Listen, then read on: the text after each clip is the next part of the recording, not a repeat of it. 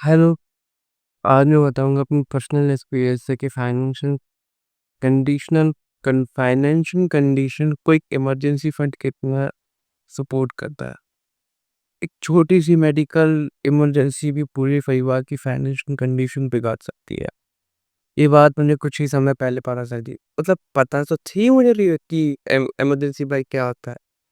But ये चीज़ in real life experience realisation of how really it important, how much really it importance in our real life at any terms of emergency.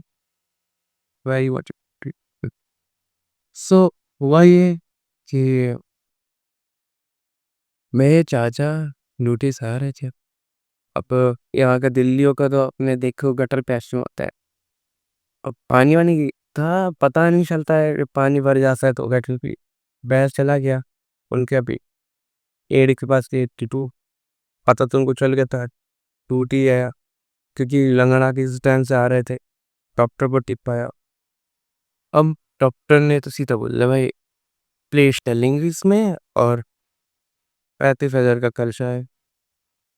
अब चाचा के पास भी savings नहीं थी और उनकी भी अभी सैलरी नहीं आई थी। और ठीक है, और पापा की भी सैलरी नहीं आई थी और सेम पापा के पास भी सेविंग्स नहीं थी। चाचा ने 35,000 कैसा, मतलब सरकारी में 50-50 नहीं होता, जब सरकारी या ज़्यादा प्राइवेट उसमें ही। खैर बस ऑपरेशन के लगने थे दवाई वगैरह के जो थोड़े बहुत, और फी वगैरह कुछ ही नहीं। तो जिस लोकल से लिया, वो तो भाई ब्याज भी देगा, कोई भी ऐसे नहीं देगा। चाहे 5,000 दे दो तो 8,000 में कोई भी 5,000 देता है तो क्या वो इंटरेस्ट लगा के देता है। तो फिर वही लिया, ऑपरेशन हुआ। तो मैं वही सोचता हूँ कि अगर उस टाइम पे 35,000 का भी इमरजेंसी फंड होता हमारे पास, तो ना लोन लेना पड़ता और ना इंटरेस्ट देना पड़ता। उस दिन मुझे रियलाइज हुआ how much it important important how much it important बहुत ज़्यादा ज़रूरी है इमरजेंसी फंड।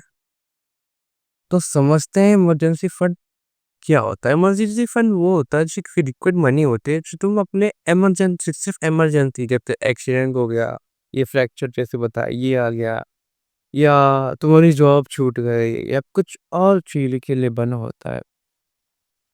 अब लोग कहेंगे यार यहाँ पे तो 20,000 सैलरी है, यहाँ पे इमरजेंसी फंड। हाँ मैं समझ सकता हूँ, हमारे मेरे पापा की उतनी ही है जितनी भी बोला, ज़्यादा नहीं है। लेकिन वैल्यू पता चली ना इमरजेंसी फंड की क्या होती है, कि क्यों ज़रूरी होती है। ये हर परिवार के लिए इम्पोर्टेंट है, हर स्टूडेंट के लिए इम्पोर्टेंट है। ये चाहे तुम छोटे हो बड़े हो, बड़े लोग की बात नहीं है, सिर्फ बड़े आदमियों की वालों और पैसे वालों के लिए, छोटे लोगों के लिए। अब इमरजेंसी फंड में ये होती है कि लिक्विड मनी होती है, उसको हम खटाखट अगर ज़रूरत पड़े तो निकाल सके, बिना किसी किचकिच के, तुरंत के तुरंत। अब इमरजेंसी फंड को कैलकुलेट कैसे करें और अपनी इमरजेंसी फंड कैसे बनाएँ? मान लो आपका महीने का खर्चा है 10,000, 1 महीने का खर्चा। तो अगर 10,000 खर्चा है और कम सैलरी है, 20,000 सैलरी, तो मैक्सिमम 3 महीने की इमरजेंसी फंड बनाओ। तो मतलब 10,000 को 3 से कर दो, 30,000 रुपए तुम्हारे लिक्विड बैंक में ऐसी जगह होने चाहिए, जिसको आप मत छुओ, कभी मत छुओ। वो तुम्हारे कभी ना कभी काम आ जाएगी। उसको भूल जाओ, उसको मत जोड़ो कि यार 30,000 पड़े हैं ना बैंक में, कुछ ना कुछ बनवा लेंगे यार।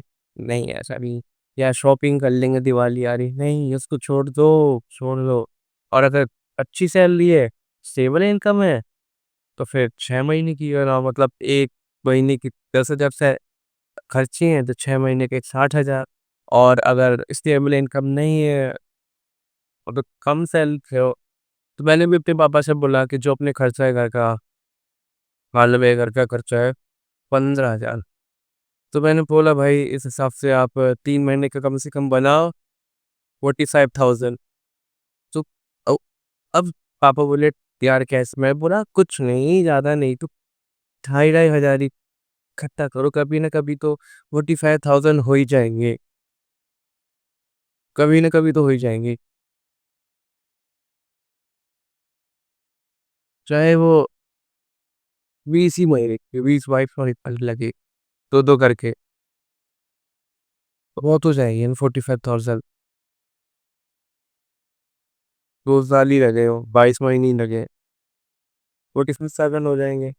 और 45,000 नहीं भी होएँगे, तो मान लो 24,000 ही हो जाएँगे। अब मान लो बाय चांस बीच में कुछ और इमरजेंसी पड़ जाए तो 24,000 भी तो अपने पास रहेंगे। अगर कम से कम 24,000 का लोन तो ना लेना पड़ेगा। तो मैं यही कह रहा हूँ कि मंथली स्पेंड हो रहा सबकी